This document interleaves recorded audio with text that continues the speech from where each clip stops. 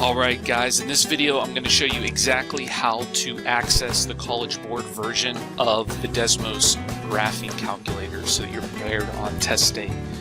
Click in the upper right hand corner, then click on Test Practice, close that little pop-up if you get it, and then on the next screen, don't pick any of those options, click the Assessments from the Resources drop-down menu, then scroll down and you can see the College Board options there based on which exam you're taking.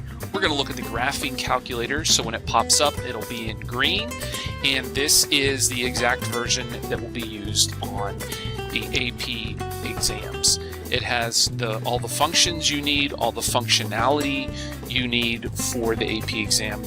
The drop-down menu here has expression, table, and inference, and the little wrench icon has all the adjustments that you need.